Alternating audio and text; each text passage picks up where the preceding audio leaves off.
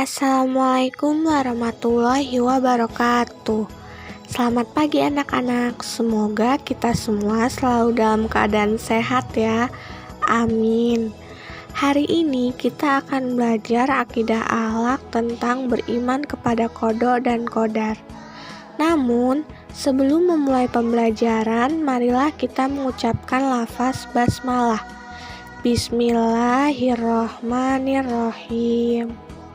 Anak-anak, pernahkah kalian membayangkan kenapa kalian lahir di Indonesia, bukan lahir di Jepang atau di Korea?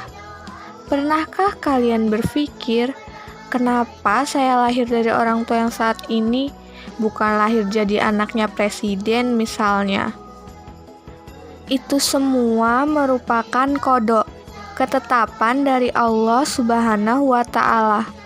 Untuk itu, mari kita bahas apa sih pengertian qada dan qadar. Qada adalah ketetapan Allah sejak zaman azali sesuai dengan kehendaknya. Zaman azali yaitu zaman sebelum adanya alam semesta. Sedangkan qadar adalah ketetapan Allah atas makhluknya yang akan terjadi atau belum terjadi pada masanya. Jadi, beriman kepada qada dan qadar yaitu meyakini dengan sepenuh hati bahwa semua yang terjadi atas makhluk ini merupakan ketentuan, ketetapan, dan kehendak Allah Subhanahu wa Ta'ala. Beriman kepada qada dan qadar merupakan rukun iman yang keenam. Beriman kepada qada dan qadar hukumnya wajib loh. Lalu, apa saja ya contoh qada dan qadar? Contoh qada yaitu yang pertama, adanya pergantian siang dan malam. Yang kedua, adanya kematian pada setiap makhluk. Yang ketiga, perputaran bumi, bulan, dan planet pada porosnya. Yang keempat, matahari terbit dari timur dan tenggelam di barat. Selanjutnya contoh qadar.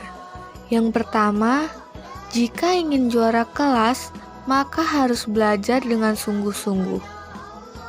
Jika kalian ingin menjadi juara kelas, ingin jadi anak-anak yang pintar, nilainya bagus, maka yang ditempuh adalah belajar dengan sungguh-sungguh. Karena tidak ada orang yang bermalas-malasan mendapatkan nilai bagus dan menjadi juara kelas. Jadi, jika ingin juara kelas dan mendapatkan nilai bagus, harus berikhtiar dan juga berdoa. Yang kedua yaitu, jika ingin tercapai cita-cita, maka harus rajin berdoa dan pantang menyerah.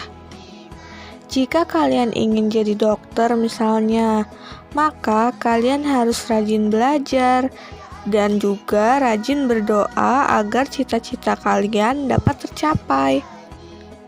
Anak-anak, qada dan qadar disebut juga dengan takdir. Takdir dibagi menjadi dua macam, yaitu takdir mubram dan takdir mu'allaq. Yang pertama adalah takdir mubram. Takdir mubram adalah takdir yang tidak bisa berubah.